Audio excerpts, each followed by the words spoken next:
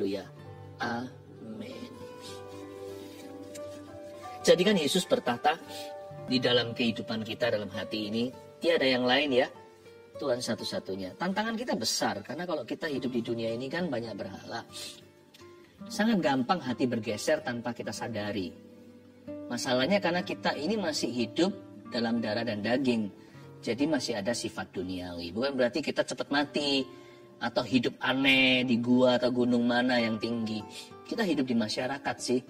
Tapi mari kita jaga hati kita supaya yang jadi Tuhan itu Yesus, bukan berhala apalagi mamon. Mamon itu bukan uang.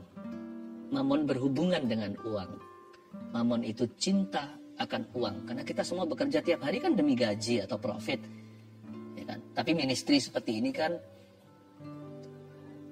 currency atau nilai tukarnya adalah jiwa-jiwa yang berharga di mata Allah, itu jiwa manusia. Tapi kalau Anda di marketplace kan bekerjanya untuk apa? Kan untuk keuntungan.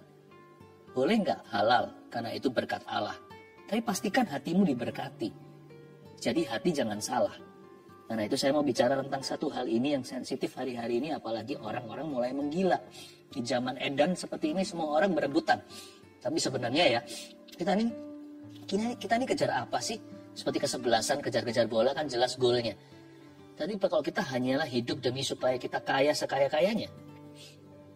Emangnya tujuannya, emangnya kekayaan seperti itu bisa memberi bahagia? Tak tentu sih.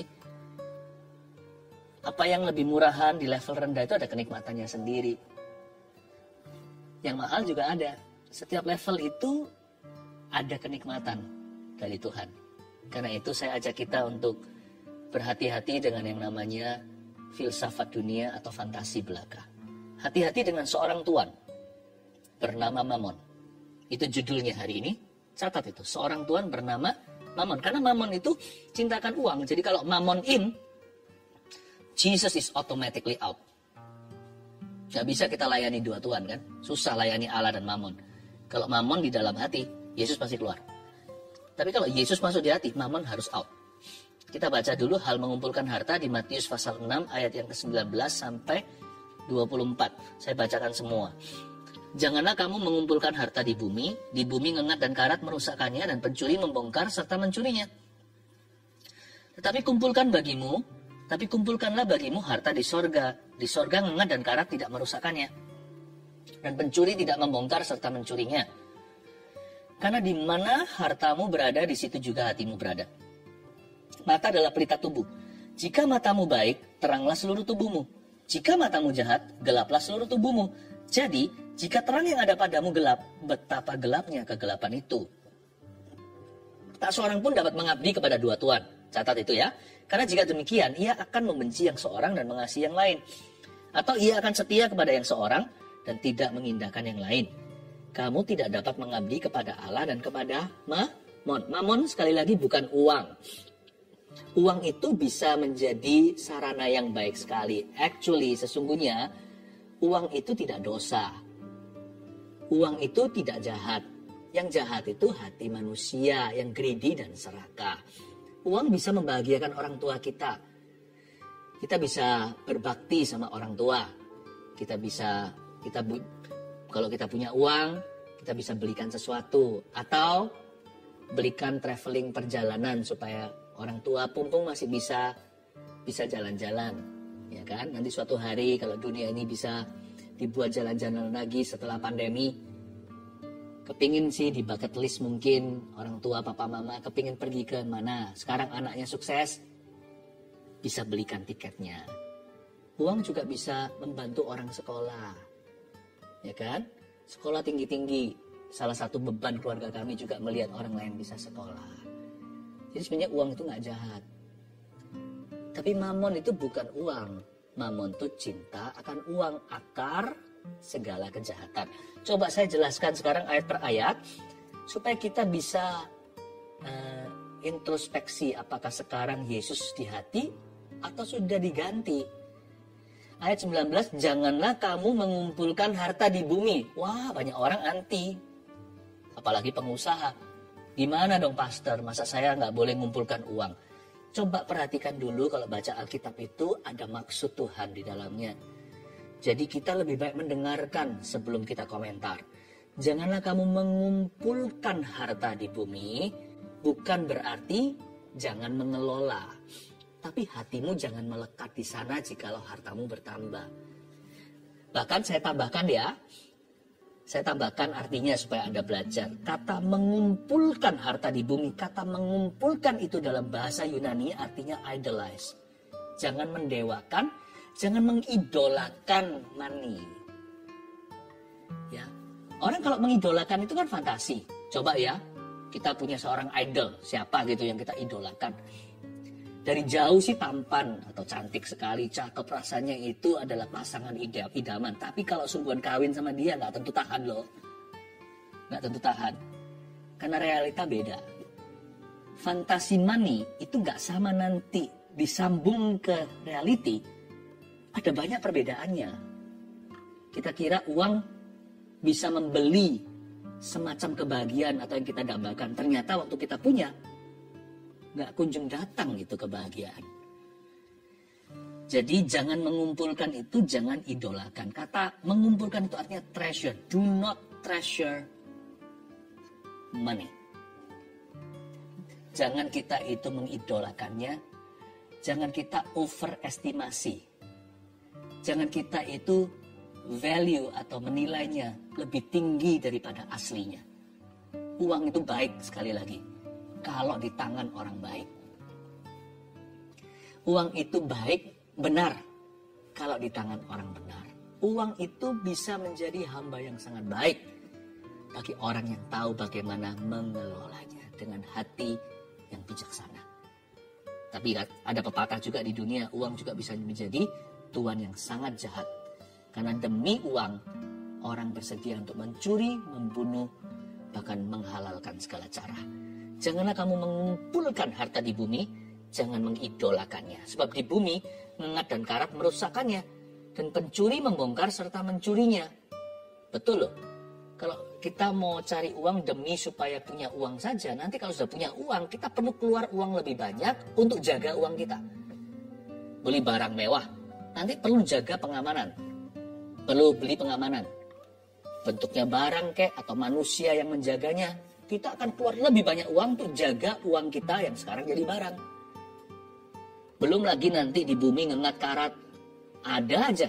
Mau simpen mana aja pasti ada loopholes-nya. Mau simpen apapun pasti ada celahnya. One way or another tidak ada investasi yang paling aman di bumi, nggak ada. Kecuali kita mengelola dengan bijaksana. Dengan hati yang terus tertuju kepada perkara-perkara kekal dan ilahi. Ayat 20, tetapi kumpulkanlah bagimu harta di sorga. Wah pastor gini kan gak usah kerja. Banyak orang menggunakan ayat ini untuk mencemoohkan Tuhan. Bukan kumpulkan bagimu harta di sorga itu. Maksudnya gini, karena di sorga ngengat dan karat tidak merusakkannya dan pencuri tidak membongkar serta mencurinya. Kumpulkan bagimu harta di sorga. Sekitar tahun 90 sekian itu ada survei di Amerika. Waktu itu saya masih sekolah di Kanada. Sebagai siswa teologi kita juga belajar sesuatu. Kita belajar mengerti dunia kita sedang bergulir kemana. Survei itu begini. Yang saya waktu itu juga pelajari. 20 orang-orang Amerika atau di Amerika Utara, Amerika Kanada. Mereka yang berpenghasilan $25.000. Ditanya, untuk beli mimpimu itu berapa duit sih? Keluarlah angka rata-rata dari semua survei. Orang-orang yang disurvei itu, survei membuktikan mereka bisa membeli mimpi mereka kalau mereka punya $54.000. Hampir double.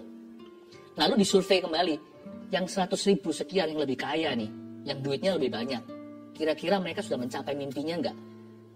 Kan 25.000 bilang bisa beli mimpi kalau punya 54. Sekarang yang cepet gimana? Yang 100 berkata, enggak bisa. Kami hanya bisa beli mimpi kami kalau kami punya 192.000. Dengan kalkulasi bukan asal bunyi. Mereka hitung rumah segini, rumah idaman, apa idaman, bucket list, bisa keliling dunia, naik first class dan sebagainya, gitu-gitulah. 192. Jadi dengan kata lain, hati manusia itu selalu cari double money. Nanti yang 192, yang nopek, yang 200 sekalian ditanya, itu nanti pasti munculnya 385 ribu atau 400 ribu. Manusia selalu ingin mempercepat akumulasi hartanya. Di mana-mana kumat-kumatan Adam dan Hawa itu begini. Saya cukup punya sekian, saya harus punya double baru saya happy. Itulah sebabnya banyak orang jadi serakah, bodoh keputusannya. Dia cari di mana ada lubang, ada keranjang yang bisa magic show. Tidak ada apa-apa keluar kelincinya. Saya taruh uang segitu, nanti kembalinya jangan double-double aja, kurang sekarang. Kalau bisa itu terus. Namanya passive income. Tuhan tidak pernah memberkati pasif. By the way, supaya mengerti, Tuhan memberkati kelola. Pasif yang keluar itu dari kerajinan, kalau itu sudah di jalan, itu sinergi dengan berkat Tuhan. Tapi kalau kita taruh gitu aja magic show, ada lalu nggak ada, itu kemungkinan besar adalah keranjang maut yang ada bahayanya. Saya ngomong begini karena saya digerakkan sama Roh Kudus untuk minggu ini berbicara banyak tentang profesi Anda, bisnis pekerjaan. Nanti next saat teduh ini, saya akan doakan untuk profesi Anda ya. Nggak usah bawa apa-apa macam-macam. Saya cuma minta tangan Anda nanti terulur aja di depan layar kaca Anda atau gadget Anda. Nanti saya mau doa dan urapi next saat teduh ini. Saya akan bicara tentang profesi, tentang berkat Tuhan lewat Abraham. Tapi sekarang saya kasih peringatannya dulu. Berkatnya nanti, sekarang bicara tentang warningnya. Karena banyak orang hari-hari ini menjadi bodoh. Saya mengasihi Anda dengan pastoral heart, dengan hati gembala. Seperti Yesus kalau lihat banyak orang itu dia masih hatinya. Dia merasa berbelas kasih. Melihat mereka seperti domba kelelahan, dimanipulasi, dieksploitasi. Domba-domba yang tanpa gembala gitu. Melihat seperti berserakan, mereka tidak ada pemimpin, tidak ada suara yang sehat. Hati-hati dengan berbagai macam penipuan. Jangan korban mengorbankan. Be very, very careful. Karena mata tamak selalu ujungnya hati yang bebal. Hati bebal selalu ujungnya. Lalu berujung kemana? Ke otak yang tidak jernih dan keputusan yang salah. Dari sini kita mengerti bahwa Tuhan berkata jangan kumpulkan. Jangan punya hati yang double the money. Tapi seperti yang dikatakan di firman Tuhan, di surat Paulus juga, ibadah itu dengan rasa cukup itu sangat berguna sekali. Bukan berarti nggak berambisi. Tidak loh ya. Kalau sekolah, ambisilah cum laude. Kalau kerja, ambisilah sukses. Karena perut orang lapar, itu memotivasi tangannya untuk rajin bekerja. Itu kata Amsal. Saya nggak ngajarkan untuk kita itu tidak sungguh-sungguh. Saya nggak ajarkan kita nggak punya cita-cita. Tapi saya ajarkan, saya peringatkan, jangan sampai kita, termasuk saya, itu tamak atau serakah. Tuhan itu bekerja lewat miracles, bukan magic. Bukan magic show, tetapi mujizatnya disediakan bagi kita. Tangan rajin membuat kaya. Tuhanlah yang menjadikan seorang itu berhasil. Susah payah tidak menambahkannya. Ya. Ayat 21, karena di mana hartamu berada, di situ juga hatimu berada. Cepat lambat kalau hati salah, pasti konflik interest sama Tuhan. Kalau kita mau tahu, kira-kira sekarang itu Tuhan atau Mammon di dalam hati, gampang. Apa yang Anda rela korbankan, itulah Tuhan. Maksudnya apa? Demi apa Anda rela korbankan apa? Disitulah letak Tuhanmu. Sebab di sanalah hatimu berada. Kalau demi Tuhan saya berani korbankan Mammon, maka jelas-jelas siapa di atas tahta. Tapi kalau demi Mammon, saya bahkan berani korbankan Tuhan. Demi Mammon, saya berani korbankan hubungan. Melukai orang lain, peduli amat. Gak peduli nih. Sana yatim piatu, janda, sikat semua. Segala cara halal demi mencapai tujuannya. Dan please know today, orang seperti itu sudah kesurupan tanpa dia kesurupan. Dia sudah kesurupan Mammon. Sudah hilang nuraninya menjadi naluri hewan. Karena di mana hartamu berada, di situ juga hatimu berada. Kita lihat ayat 22. Mata adalah pelita tubuh. Jika matamu baik, teranglah seluruh tubuhmu. Jika matamu jahat, gelaplah seluruh tubuhmu. Jadi jika terang yang ada padamu gelap, betapa gelapnya kegelapan itu. Kalau lampu itu gelap, Betapa gelapnya kegelapan kita, kira-kira gitulah perbandingan. Kalau garam yang paling asin di dunia ini hambar, betapa hambarnya yang namanya hambar itu. Mata adalah pelita tubuh. Mata kita itu selalu digoda dengan keinginan. Berbahagialah orang yang buta kadang-kadang, karena mereka tidak melihat glamor dunia. Mereka juga bisa merasakan perasaannya. Mereka dengarkan suara orang, bisa menghargai makanan enak. Dia nggak lihat kalau dia makan itu apakah bangga dilihat orang, dia bahkan nggak tahu apakah ada orang yang melihat dia atau enggak, pokoknya enak. Dikasih yang mahal ya enak kalau yang enak, dikasih yang murah ya enak kalau enak. Ya kan? Jadi dia lebih real. Mata itu seringkali digoda dengan apa yang dia lihat. Nah sekarang saya akan mulai menunjukkan bagaimana mamon masuk lewat mata. Jadi your vision and attitude towards money will determine the rest of your life. Visi kita, penglihatan, apa yang kita lihat atau visi hidup kita dalam konteks keuangan, kehidupan keuangan kita dan sikap hati kita terhadap uang akan menentukan seterang apa hidupmu atau segelap apa hidupmu. Karena jelas-jelas Alkitab berkata, akar segala kejahatan itu cinta akan uang. Berarti permulaan segala kebaikan juga karena tidak mencintai uang namun mengasihi Tuhan. Itulah sebabnya kalau seorang pria ya, ibu-ibu yang sudah menikah, kalau Anda lihat suami Anda sudah mulai nggak beres tentang uang, be very careful, berdoa puasalah. Berarti sebentar lagi anything goes, apapun boleh, apapun jadi. Pokoknya kalau soal money dia nggak beres, hati-hati, udah. Pernikahanmu dalam bahaya, sekalipun kelihatannya itu keuangan Anda juga nikmati. Contohnya, misalnya dia larikan uang temennya, ya dia makan gitu ceritanya. Anda juga mendapatkan cipratan kan? Kayaknya kok, wah, diam-diam siang-siang apa namanya, hari masih siang, tiba-tiba datang rezeki begitu. Keluarga Anda tiba-tiba makmur. Hati-hati ya. Hati-hati. Tuhan tidak pernah izinkan cuci uang dalam keluarga. Itu pasti akan nanti dicuci sama Tuhan kalau mau masuk surga. Bisa dapat sekarang, nanti habisnya di kemoterapi. Itu uang harus ludes. Itu harus. Kalau mau masuk surga. Sakius, coba diinterview. Dia peras orang, dia kembalikan 4 kali lipat. Bukan karena Tuhan berkata, inilah tiket masuk surga. Surga itu cuma-cuma diberikan. Tapi kalau orang itu sungguh-sungguh bertobat, dia tahu dia nggak bisa pegang ini. Dia pegang ini, dia pegang ini, dia nggak akan pegang Tuhan. Dia pegang Tuhan, dia harus lepaskan ini. Dan kalau seorang ibu-ibu, sekali lagi, kalau suami Anda sudah mulai nggak beres sama uang, sama temannya, kalau dia bisa halalkan money dengan hati yang salah, sebentar lagi dia mungkin bisa halalkan apapun melawan pernikahan Anda. Karena akar kejahatan sebelum jadi selingkuh atau apa, itu selalu dimulai dengan tidak beres soal money. Sebentar lagi, seorang hamba Tuhan kalau nggak beres tentang keuangan, semua macam skandal virus berikutnya akan masuk 7 roh lebih jahat. Udah pasti itu. Karena itu hati-hati, kalau matamu gelap seluruh tubuhmu. Betapa gelapnya.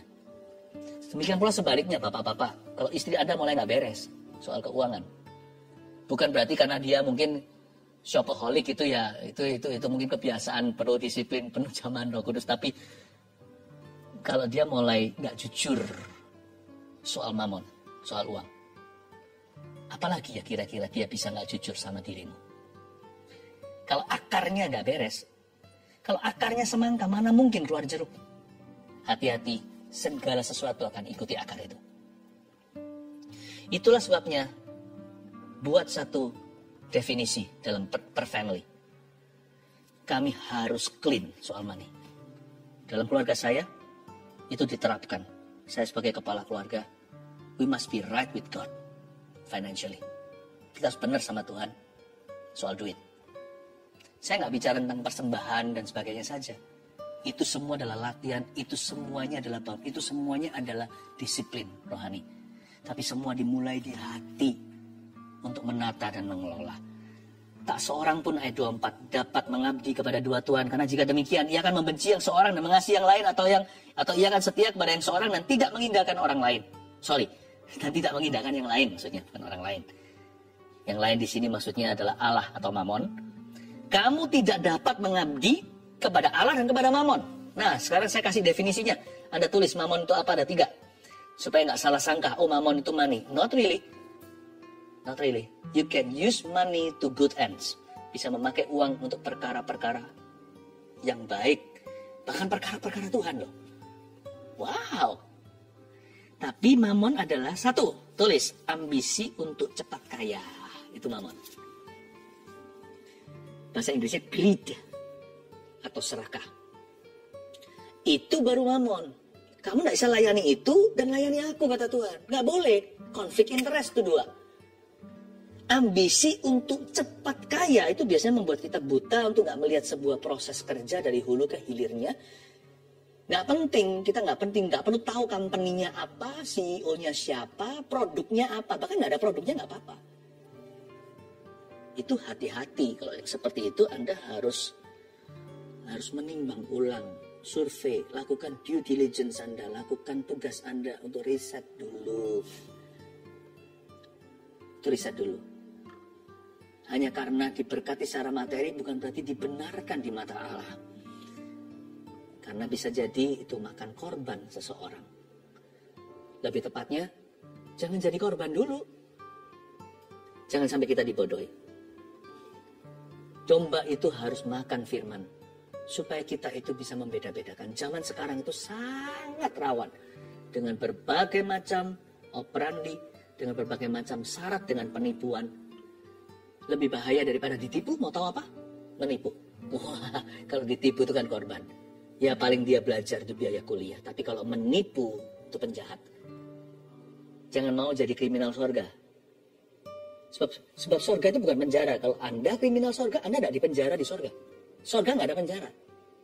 Di penjaranya di neraka. Sampai lunas, sampai Algojo itu akan menyiksa mereka sampai lunas segala hutangnya. Yang mana kita semua tahu, mana bisa sih kita lunasi dosa. Nggak mungkin itu terjadi. Di hidup ini sekali. Lalu setelah itu penghakiman. Nggak ada orang bisa kembali dari mati lalu berkata, aku hidup ulang ya. Nggak ada. Bagi setiap kita hidup sekali lalu penghakiman. Itulah sebabnya jangan ambisi untuk cepat kaya. Nikmati saja prosesnya. Tiap langkah itu ada kenikmatan. Yang punya banyak, yang punya sedikit. Asal punya Tuhan. Nikmati. Nikmati.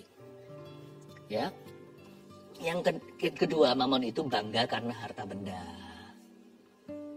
Bangga karena harta benda. Yang pertama tadi ambisi untuk cepat kaya kan. Yang kedua bangga karena harta benda. Ini yang disebut pride. Material pride. Materialisme pride. Sebenarnya ya, kalau Anda dan saya tidak menaruh status atau identitas pada barang, ujung-ujung hidup kita itu bisa ketemu semua. Pasti cukup. 100% pasti. Yang nggak enak itu adalah pressure dari teman-teman atau tekanan sebaya. Makanya jaga pergaulan. Untungnya di dalam gereja juga harus jaga kemurnian. Ya kan? Orang tidak dihakimi dinilai berdasarkan apa yang dia pakai. Tapi juga di gereja pun bisa masuk sekulerisme kalau kita nggak hati-hati. Maka itu tugas pengembala untuk menjaga kemurnian seluruh jemaat, seluruh atmosfer gerejanya. Lihat Tuhan aja lah kalau datang ke rumah Tuhan. Hidup di dunia ini juga sama di masyarakat. Pilih-pilih pergaulan. Kalau kita bergaulannya ke atas padahal mereka semuanya nggak ada serinya. Kita semua ada batasnya. Ya kita frustrasi. Ngapain sih?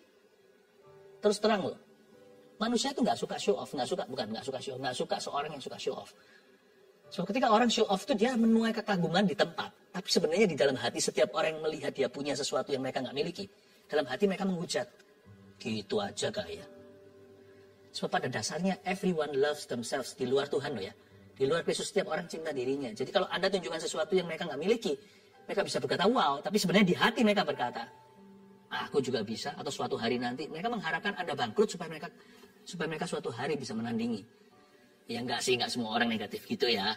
Tapi pada dasarnya di luar Tuhan itu manusia itu hidupnya egois. Jadi ngapain sih kita hidup untuk orang lain? Buat apa kita hidup untuk komplimen mereka? Kalau Anda memang bisa membeli sesuatu dan itu Anda pakai atau gunakan, kalau itu memang bagus kualitasnya dan Anda mampu, silakan. Yang nggak punya jangan iri. Karena orang itu dapatnya dari berkat Allah. Karena dia rajin ceritanya. Contohnya. Jangan iri. Isan, yo isan kau. Satu gunung ada gunung lebih tinggi. Satu jurang juga ada jurang yang lebih rendah. Anda bisa iri, kita bisa iri dengan orang di atas. Kita menghujat, mengecam, mencibirnya. Tahukah Anda? Di bawah Anda. Ya, di bawah Anda. Di Sudan, di tempat-tempat perang, di Ethiopia, di mana-mana itu. Masih ada orang-orang yang melihat Anda dalam kemiskinan, melihat kita dalam kemiskinan kita itu. Dan mereka berkata, wow kaya raya, dan mencibir kita. Air bersih aja, dibuat kumur-kumur sembarangan, mandi aja nggak hemat-hemat. Kalau kita mandi harusnya begini, mandi sebentar keluar, matiin. Karena mereka harus timba, jalan berkilo-kilometer, air kotor lagi untuk mandi dan kumur dengan semua jentik-jentik di dalam mulutnya. Anda bisa kumur dan itu keran terus buka. Mereka bisa mencibirmu dan berkata konglomerat orang itu. Padahal kita orang pas-pasan. Bahkan cenderung kekurangan. Jangan cibir supaya jangan dicibir. Tapi kalau Anda beli sesuatu dan itu untuk kenikmatanmu, silahkan. Tapi pastikan itu untuk kenikmatan karena berkat Tuhan menimbulkan rasa syukur. Bukan karena kita sok-sokan atau kita tunjukkan. Karena kita nggak perlu bangga sih karena harta benda. Kita punya karena anak anugerah. Ujung daripada setiap benda yang kita miliki atau harta yang Tuhan beri, itu bukan kenikmatan kita, tapi rasa ucapan syukur. Kalau sampai kita punya benda mahal, tapi nggak mengucap syukur, ujungnya juga percuma, berarti gagal Tuhan kasih berkat itu dalam hidupmu. Jangan bangga karena harta benda. Sebab orang kalau nggak bangga karena benda atau barang, itu ujung-ujung hidupnya itu ketemu semua. Bisa pas dengan semua tagihannya setiap bulan. Yang membuat susah itu adalah batin ini loh. Digocok terus lihat orang lain kok punya, kok miliki. Aku udah umur segini kok dia bisa begitu di umurku. Aku kok belum bisa apa-apa. Itu loh. Orang-orang yang suka cari masalah buat susah hidupnya. Kita ini semua bakat alam. Sudah bisa buat susah diri sendiri. Padahal Tuhan gak suruh. Mendingan saya berkata, Tuhan terima kasih Tuhan. Rumput loh. Rumput di halamanku itu lebih hijau daripada rumput tetangga. Atau kalau rumput tetangga lebih hijau, saya nggak iri. Karena bil airnya lebih tinggi. Saya agak ada sedikit coklat-coklatnya nggak apa-apa. Nah, saya bersyukur dan berterima kasih. Thank you Tuhan. Di rumput ini aku main bola sama anak-anakku. Ya nggak sehijau sebelah situ.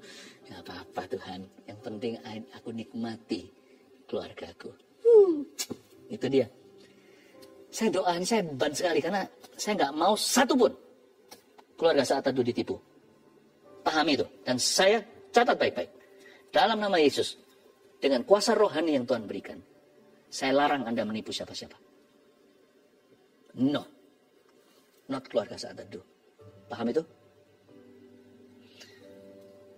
Yang ketiga, berhala dalam jiwa. Itu mamon. Nah yang ini susah untuk kita buktikan. Karena yang tahu, yang ngerti hanya hati sendiri.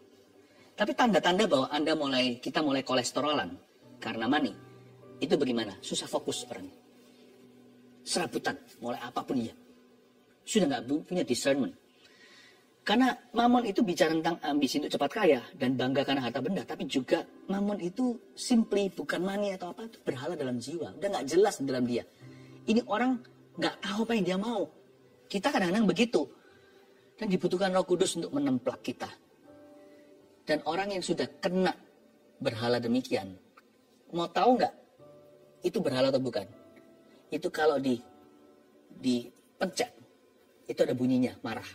Itu kalau sekali kepencet langsung marah di area itu, berarti itu luka basah.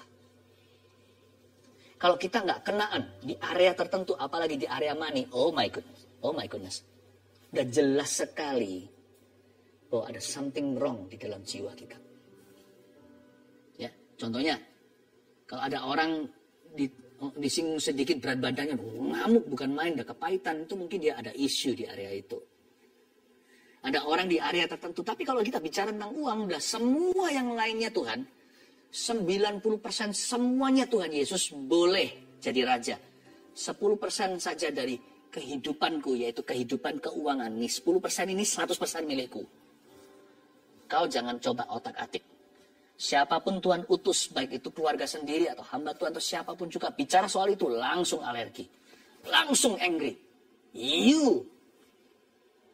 nggak mengerti situasi, dan sebagainya. Itu pratanda bahwa Anda sudah kena. Udah kena itu, udah hook di jiwanya. Berhala dalam jiwa. Sekali lagi saya baca, kamu tidak dapat mengabdi kepada Allah dan kepada Mamon. Mari kita berdoa hari ini, jadikan Yesus sebagai Tuhan dan Raja. Percayalah, burung pipit di udara dia pelihara, bunga di padang dia hiasi.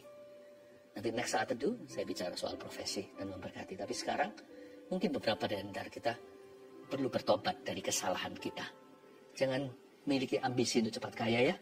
Bekerja aja secara rajin, gak usah lihat skornya, main tenis terus sampai lawannya kalah. Dikit-dikit lihat skornya malah di-smash terus sama lawannya. Bukan ambisi cepat kaya, excellent dalam perbuatannya. Nanti kan Tuhan angkat. Ya. Dan jangan banggakan harta benda, kebanggaanmu harusnya kepada perkara-perkara non-materi, khususnya yang kekal sifatnya. Dan jangan sampai ada berhala dalam jiwa, karena Yesuslah Tuhan segenap hidup kita. Tuhan Yesus basuh kami dengan darah-Mu yang mahal. Haleluya.